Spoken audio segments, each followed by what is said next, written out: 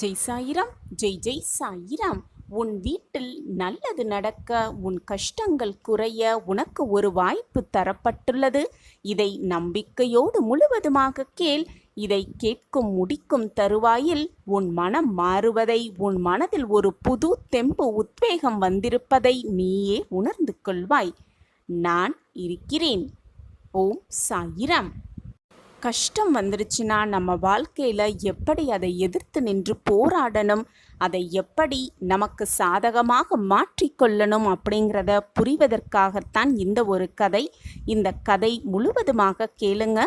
கஷ்டத்திலிருந்து எப்படி விடுபடலாம், அதை நமக்கு சாதகமாக எப்படி மாற்றிக்கொள்ளலாம் அப்படிங்கிறது நமக்கு எல்லாருக்குமே தெளிவாக புரிய வரும். ஒரு ஊரில் ஒரு இளைஞன் இருக்கான். அந்த இளைஞன் எப்பொழுதுமே கஷ்டம், சோதனை, போராட்ட காலமாகவே அவன் வாழ்க்கை கழிஞ்சிக்கிட்டு இருக்கு. நிம்மதி அப்படிங்கிற சொல் கூட அவன் வாழ்க்கையில் இடம்பெறாதவாறு அவன் பிறந்ததுலேருந்தே கஷ்டத்தை மட்டுமே அனுபவித்துக்கிட்டு இருக்கு வரான். அவன் வாழ்க்கை கொஞ்சம் கொஞ்சமாக காலமாக கடந்து வந்துக்கிட்டே இருக்கு. ஆனால் கஷ்டம் மட்டும் அவனை விட்டு போகவே இல்லை. அதனால் வாழ்க்கையில் விரக்திக்கு போய் நம்ம இந்த வாழ்க்கையை இனி எதுக்கு வாழணும், நம்ம வாழ்க்கையில் வாழ்ந்துதான் என்ன நமக்கு பயன் வந்துட போகுது, எதுக்கு தான் இந்த வாழ்க்கையை வாழணும் அப்படின்னு அவனுக்குள்ளேயே அவன் ஒரு கேள்வியை எழுப்பிவிட்டு நம்ம உயிரை மாய்த்து கொள்ளலாம், எதற்காக நாம் இந்த வாழ்க்கையை வாழ வேண்டும் அப்படிங்கிற கேள்வியோட உயிரை மாய்த்து கொள்வதற்காக கடற்கரையை நோக்கி போகிறான். கடற்கரையில் நோக்கி நடந்துக்கிட்டு இருக்கும் பொழுது உயிரை மாய்த்து கொள்ளலாம் அப்படின்னு அவன் முன்னேறும் பொழுது அந்த வழியாக ஒரு துறவி வராரு. அந்த துறவி, நீ எதுக்காக இந்த கடற்கரைக்கு வந்திருக்க அப்படின்னு கேட்குறாரு. அந்த இளைஞன் அதற்கு எதுவுமே பதில் சொல்லலை. உடனே அந்த துறவி அந்த இளைஞனை அழைத்து கூட்டிகிட்டு வந்து ஒரு இடத்துல உட்கார வைத்து, நீ பிறந்ததுலேருந்து என்னென்ன கஷ்டத்தை எல்லாம் அனுபவிச்சுக்கிட்டு வர அப்படின்னு எனக்கு தெரியும் அப்படின்னு சொல்கிறாரு. அதை கேட்ட இளைஞன், அது எப்படி உங்களுக்கு தெரியும் அப்படின்னு ரொம்பவே ஏளனமாக அந்த துறவியை பார்த்து கேட்குறான். ஏன்னா அவன்தான் விரக்தியின் உச்சத்தில் இருக்கானே. மீண்டும் அந்த துறவி, எனக்கு எல்லாமே தெரியும், நீ இந்த கடற்கரைக்கு இப்பொழுது எதற்கு வந்திருக்கிறாயோ எனக்கு தெரியும் அப்படின்னு சொல்கிறாரு. அந்த இளைஞனும் அந்த துறவி பேசுகிறத கேட்டுட்டு ஒன்றுமே சொல்லாமல் அப்படியே உட்கார்ந்துருக்கான். அவன் அப்படியே அமைதியாக உட்கார்ந்துருக்கதை பார்த்துட்டு அந்த துறவியே மீண்டும் சொல்கிறாரு, நீ உன்னுடைய உயிரை இந்த கடலில் போக்கிக் கொள்வதற்காகத்தானே வந்திருக்க அப்படின்னு துறவி சொன்னனோ. அந்த இளைஞனுக்கு அந்த ஆச்சரியம் தாங்க முடியவில்லை. ஆமாம், நான் அதுக்கு தான் வந்தேன், எப்படி உங்களுக்கு அதை தெரியும் அப்படின்னு ஆச்சரியத்தோடு கேட்குறான். உடனே அந்த துறவி மீண்டும் பேச ஆரம்பிக்கிறாரு. அவன் பிறந்ததிலிருந்து அவன் பட்ட கஷ்டங்கள், வேதனைகள், போராட்டங்கள், கஷ்டமான சூழ்நிலை எல்லாத்தையுமே ஒன்று விடாமல் அந்த இளைஞன்ட்ட அந்த துறவி சொல்கிறாரு. இதை கேட்டோன்னே இன்னுமே ஆச்சரியம் தாங்க முடியாமல், என் வாழ்க்கையில் நடந்தது எல்லாமே உங்களுக்கு எப்படி தெரியும் அப்படின்னு மீண்டும் கேள்வியை எழுப்புகிறான் அந்த இளைஞன்.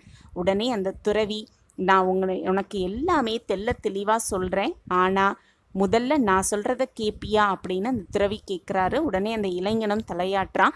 நீ முதல்ல உன்னுடைய உயிரை மாய்த்து கொள்வதற்கான வேலையை நிறுத்து, நான் சொல்கிற வேலையை முதல்ல செஞ்சுட்டு வந்துட்டு உன்னுடைய உயிரை நீயே மாய்த்துக்கொள் அப்படின்னு சொல்கிறாரு.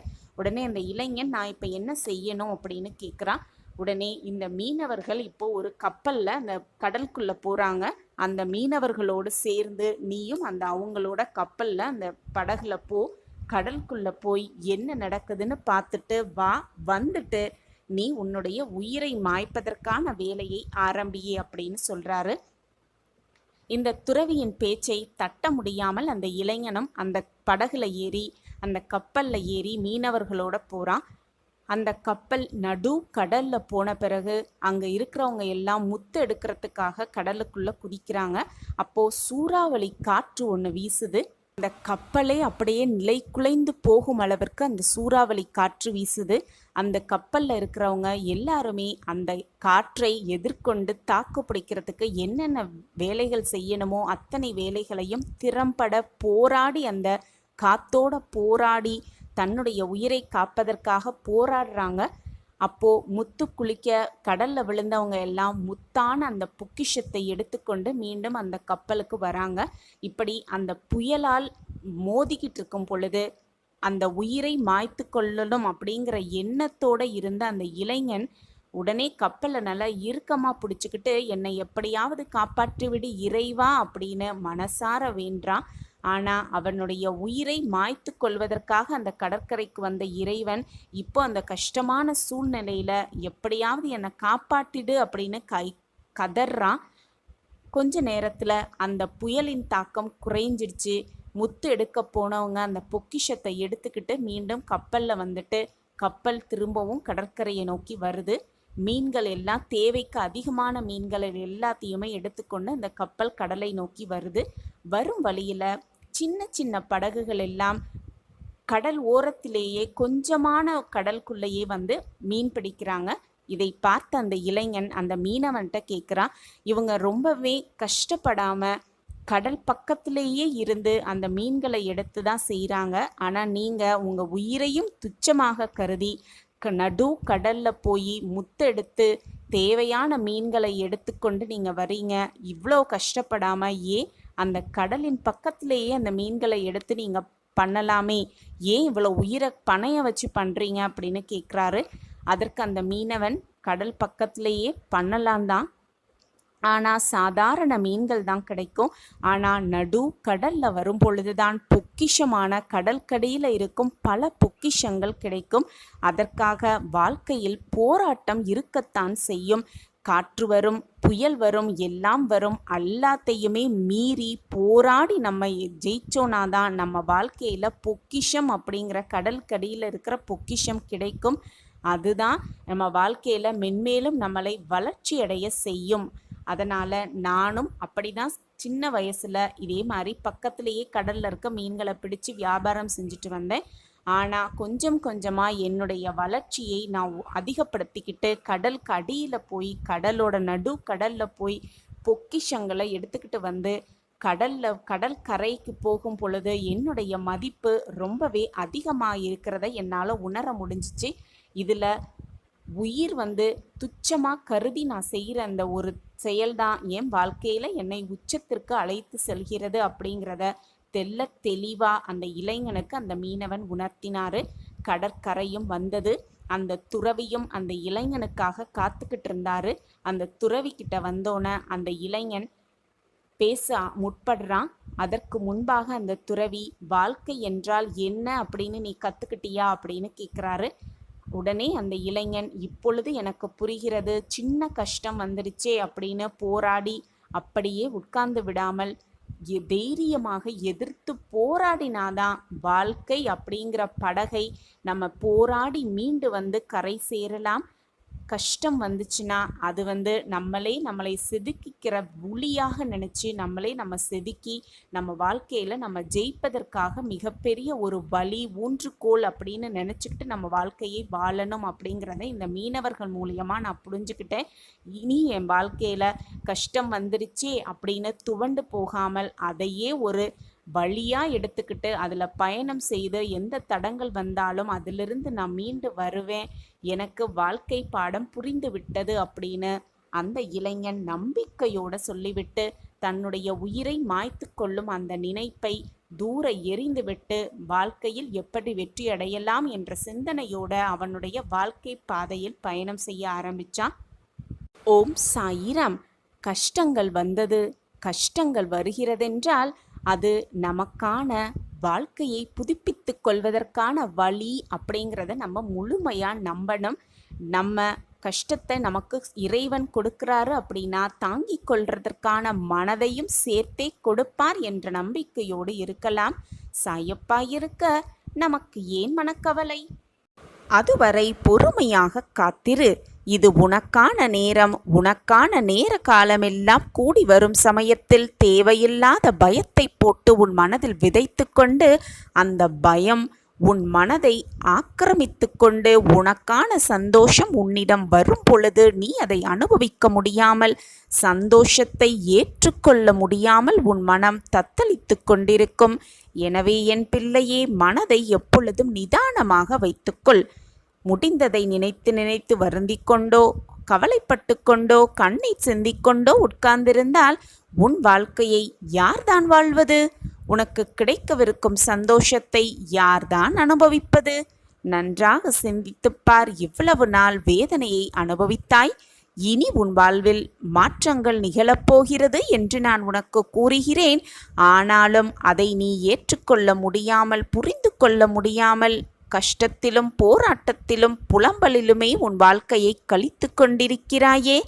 இது உன் வாழ்விற்கு நல்லதா? நம்பிக்கையோடு இரு என் பிள்ளையே. வா, என் அருகில் வா, என் பக்கத்தில் வந்து உட்கார். உனக்கு என்ன வேண்டும் என்பதை நீ சொல்லிதான் நான் தெரிந்து கொள்ள வேண்டுமா குழந்தையே?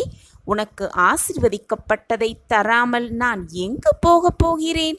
மனதை அமைதியாக வைத்துக்கொள். எந்தவிதமான சூறாவளியையும் அதற்குள் அனுமதிக்காதே. இந்த நிலை வெகு விரைவில் மாறி உனக்கு வெற்றி கிட்டும். நான் கூறுவது எதுவும் இதுவரை உன் வாழ்வில் நடக்காமல் இருந்துள்ளதா? நன்றாக சிந்தித்துப் பார். என் வாழ்க்கை எப்பொழுதுமே பொய்யாகாது. அப்படியென்றால் இப்போது மட்டும் ஏன் இந்த கலக்கம் உன் மனதில்? பிறக்கப் போகும் புது வாழ்வு உன் வாழ்வில் புது அத்தியாயத்தை உண்டாக்கும் என்ற நம்பிக்கையோடு இரு. காரணமில்லாமல் எதுவுமே நடக்காது. காரணமில்லாமல் என்னுடைய சிரித்த முகம் உன் கண்களில் பட்டிருக்காது. பட்டிருக்கிறது என்றாலே என்னுடைய ஆசிர்வாதத்தை முழுமையாக பெறப்போகிறாய். என்னை பரிபூர்வமாக நம்பு. முதலில் நம்பிக்கையாகவும் தைரியமாகவும் இருந்த நீ இப்பொழுது உன் மனதிலிருந்து அந்த நம்பிக்கை கொஞ்சம் கொஞ்சமாக குறைந்திருக்கிறது.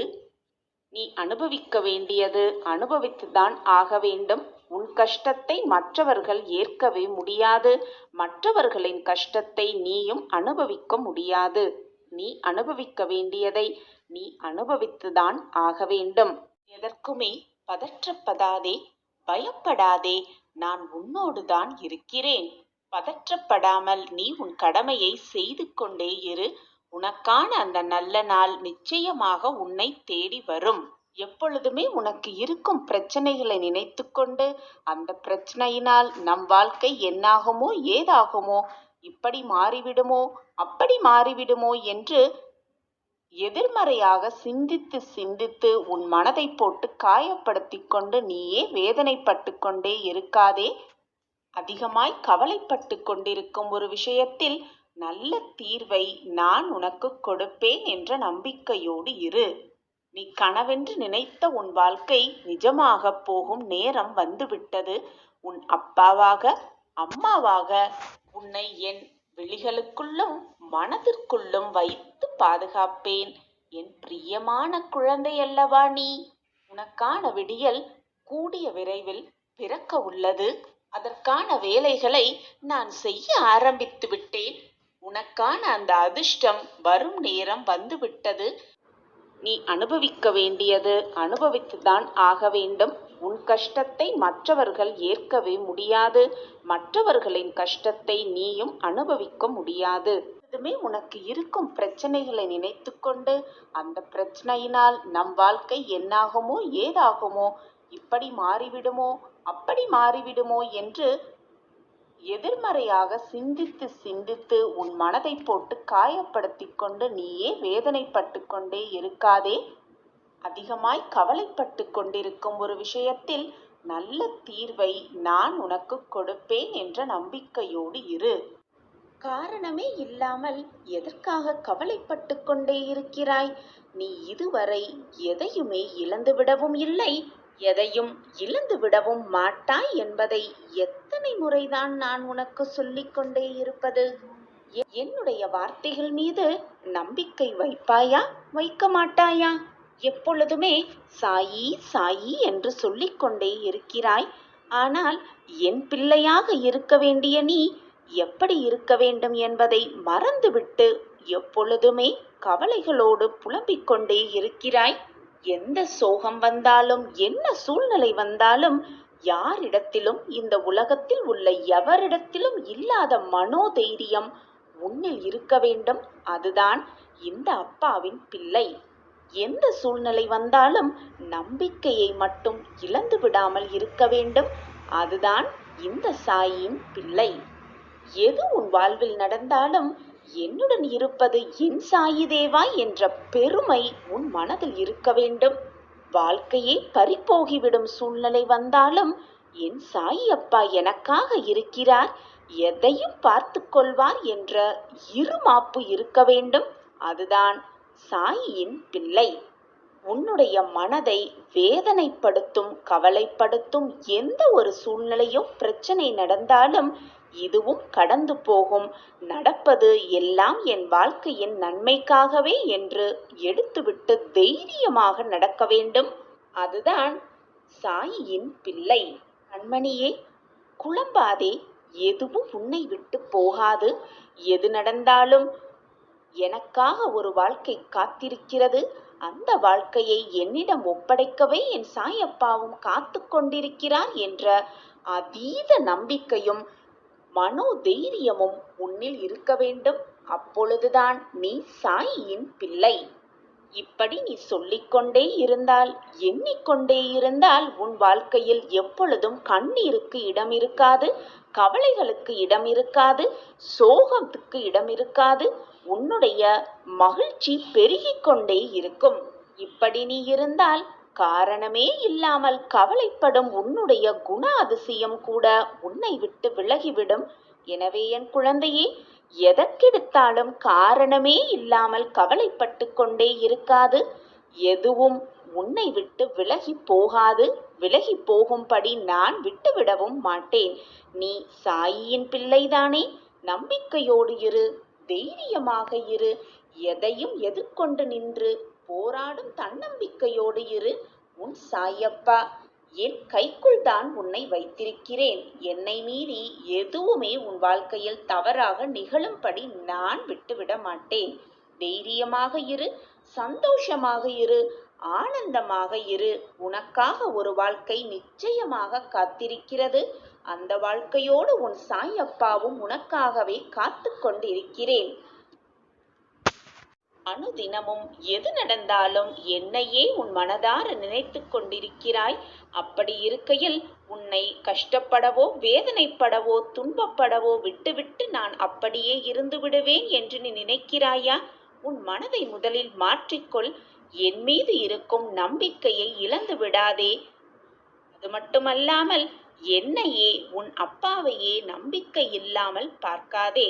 உன் வாழ்க்கையை மீட்டெடுப்பேன் சர்வ நிச்சயமாய். இது உன் வாழ்வில் நடந்தே தீரும். இனி உன் வாழ்வில் நடக்கும் அனைத்தும் நீ உன் வாழ்வில் உயரும்படியாகத்தான் இருக்கும். ஏன் நம் வாழ்க்கையில் மட்டும் சாயப்பா ஒன்றுமே செய்யவில்லை என்று நினைக்கிறாய்? அப்படி தவறாக நினைத்து விடாதே. நான் உனக்காகத்தான் அனைத்து வேலையும் செய்து கொண்டிருக்கிறேன். உன் வாழ்வை மாற்ற, உன்னை நல்வழியில் செலுத்த, நல்ல பாதையில் உன்னை அழைத்து செல்ல, உன் கர்மாவின் வலிமைகளை குறைக்க என்று அனைத்து வேலைகளையும் உனக்காகவே உன் அப்பா இங்கு பார்த்து கொண்டிருக்கிறேன். உன் வாழ்வில் திருப்பங்கள் வரும் பொழுது அதை உன்னால் புரிந்து கொள்ள முடியும், உணர்ந்து கொள்ளவும் முடியும். உன் அப்பாவின் சக்தி என்ன என்பது இனி நீ புரிந்து கொள்வாய், உணர்ந்து கொள்வாய். நீயே வியக்கும்படியான என்னுடைய ஆசிர்வாதம் உனக்கு கிடைக்கும். நீயே வியக்கும் வண்ணம் உன் வாழ்வில் பல மாற்றங்கள் நிகழும். நீயே அதிசயிக்கும் வண்ணம் உன் வாழ்வில் பல அற்புதங்கள் நிகழும். உன் சாயப்பா என் செல்லமான கண்மணிக்காக அனைத்தையும் செய்வேன், செய்தே தீருவேன். இது உன் சாயப்பாவின் சத்திய வாக்கேதான். என்னுடைய ஆசிர்வாதம் முழுமையாக கிடைக்கப்பெற்ற குழந்தை நீ. உன்னை நான் நோகடிக்க விடுவேனா? எனவே என் குழந்தையே, எதற்குமே வருத்தப்படாதே. சந்தோஷமாகவே இதை முழுவதுமாக கேள். இதுவரை நீ தொலைத்த சந்தோஷம் அனைத்தையும் திரும்ப மீட்டெடுக்கப் போகிறாய். இன்று உன் வாழ்வில் அதற்கான ஒரு நல்லது நடந்தே தீரும். என்னுடைய அனுமதி இல்லாமல் யாரும் என்னை காணவும் முடியாது, என்னை தேடி வரவும் முடியாது. அதேபோல் என்னுடைய அனுமதி இல்லாமல் நான் யாரையும் தேடி செல்லவும் மாட்டேன்.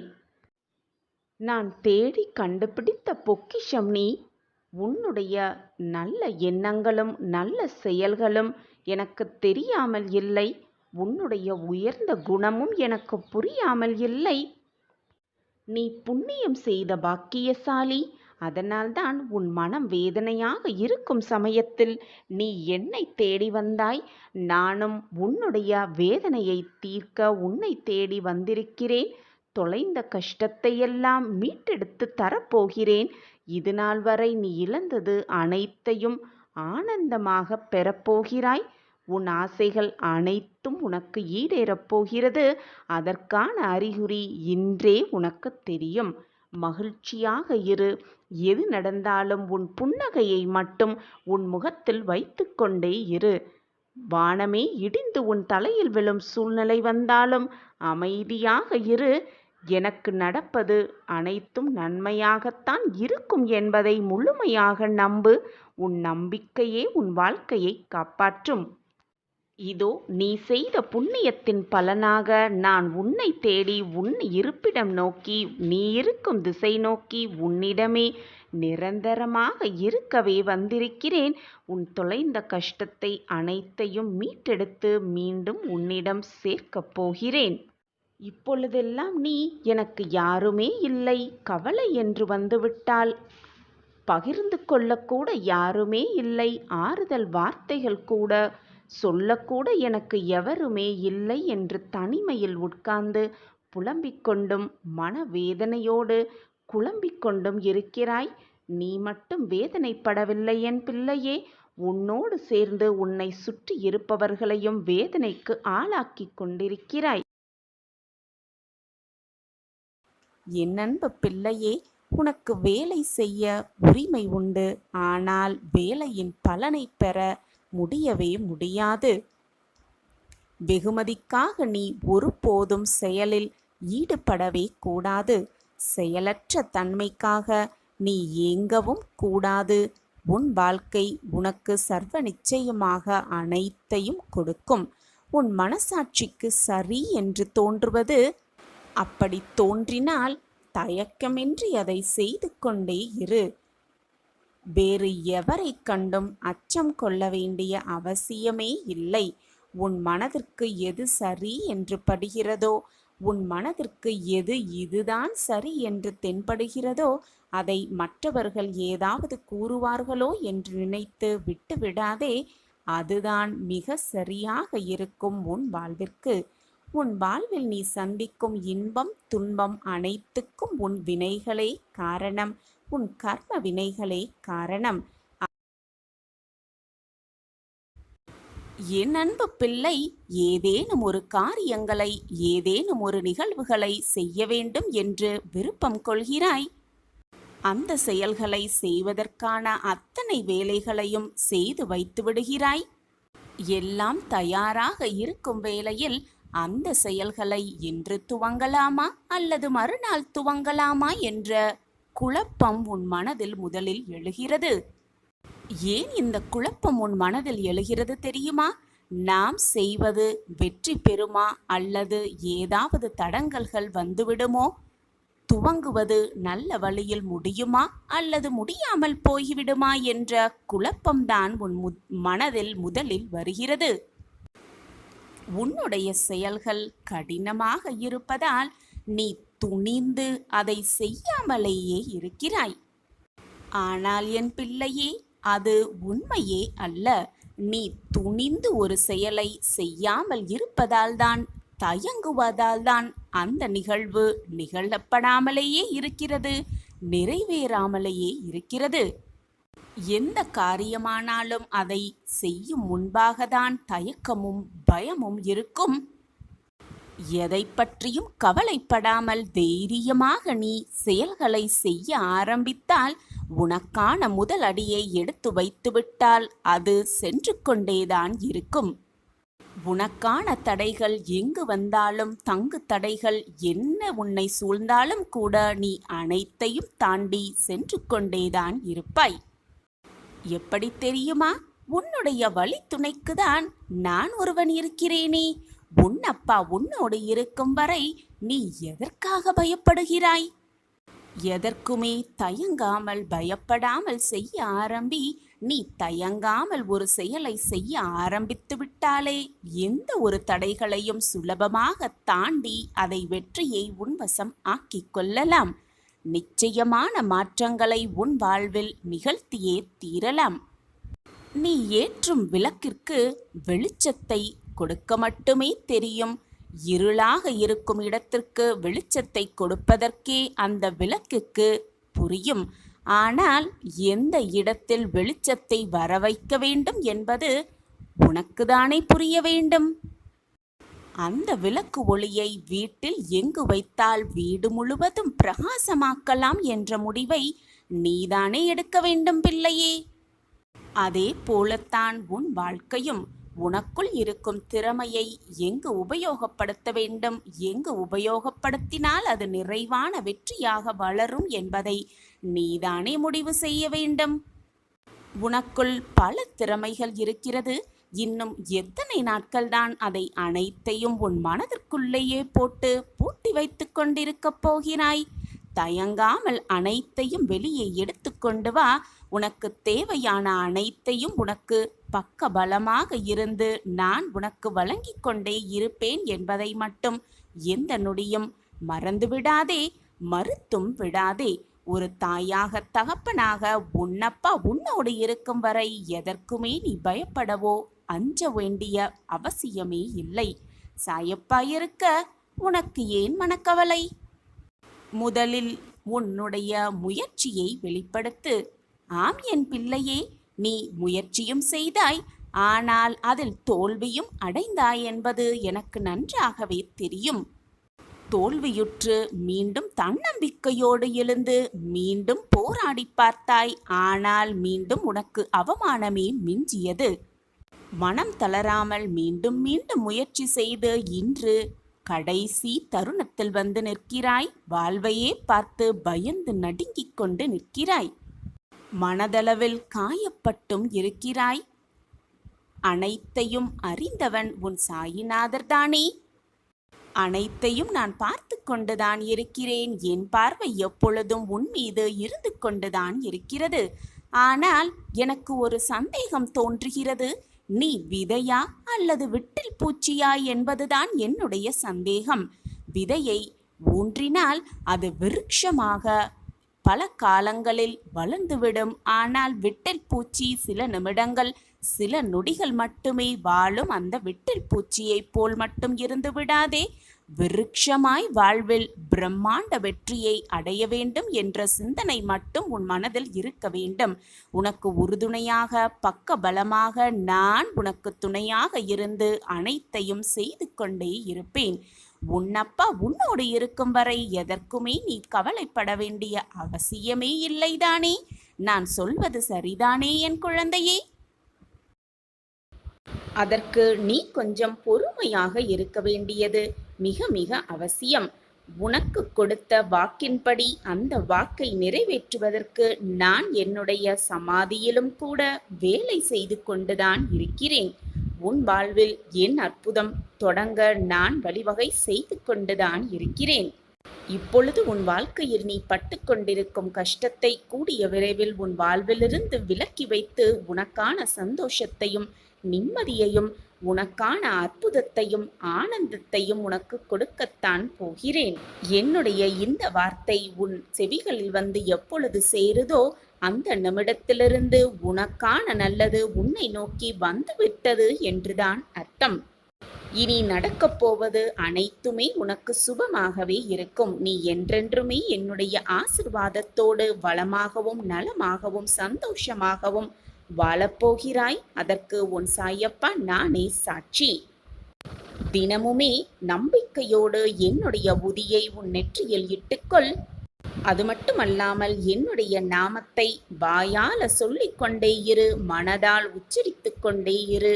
நீ தொட்டதெல்லாம் உனக்கு துலங்கும். நல்லது மட்டுமே உன் வாழ்வில் நடக்கும். அதுவும் நிரந்தர நன்மையாகவே இருக்கும். பெருந்தன்மை என்பது என்ன தெரியுமா? உன்னால் முடிந்ததை விட அதிகமாகவே மற்றவர்களுக்கு கொடுப்பதுதான் பெருந்தன்மை. பெருமை என்பது உனக்கு தேவையானதை விட மிக மிக குறைவாக எடுத்துக்கொள்வதுதான் பெருமை. உன்னோடு நான் இருக்கிறேன் குழந்தையே. இனி உன் கஷ்டங்கள் எல்லாம் உன்னை விட்டு விலகும் நேரம் நெருங்கிவிட்டது. வாழ்க்கையில் நீ அனுபவித்த வேதனை, துயரம், சோதனை மற்ற எந்த இக்கட்டான நிலையை வேறு யாராவது அனுபவித்துக் கொண்டிருந்தால் அவர்களுக்கு உன்னால் முடிந்த உதவிகளை செய்து கொண்டே இரு. எப்பொழுதுமே செய்து கொண்டே இரு. தர்மங்களில் தலையாயது உதவிதான். தேவைப்படுபவர்களுக்கு உதவுவது. அவர்களின் உதவியற்ற நிலைமையை பார்த்து ஏளனம் செய்யாதே, சந்தோஷப்பட்டும் கொள்ளாதே. யாரேனும் உனக்கு தீமையை செய்தாலும் அதற்கு பழிக்கு பழி வாங்க வேண்டும் என்று நினைக்காதே. அவர்களுக்கு நீ ஏதேனும் செய்யும்படி காலம் பணிந்தால் உன்னால் இயன்ற நன்மையை செய். அது உன் வாழ்க்கைக்கு ரொம்பவே நல்லது. வருவது வரட்டும். உறுதியாக எப்போதும் நிதானத்துடனும் நம்பிக்கையோடும் செயல்பட்டு பார். அப்போது நீ மிகுந்த பலனை நிச்சயமாக அடைவாய். நான் உன்னோடு இருக்கும்போது ஏன் அப்படி நடந்து விடுமோ, இப்படி நடந்து விட்டால் என்ன செய்வது என்று என் நேரமும் கவலைப்பட்டு கொண்டே இருக்கிறாய்? ஒரு காரியத்தில் ஏமாற்றமோ தோல்வியுற்றாலோ வருந்தி விடாதே. அதில் பெற்ற அனுபவத்தை கொண்டு அடுத்த முயற்சியில் திறம்பட செயல்பட்டு கொண்டே இரு. ஓடிக்கொண்டே இரு, போராடிக்கொண்டே இரு. வெற்றியை நிச்சயமாக உன்வசமாக்கிக் கொள்ளலாம்.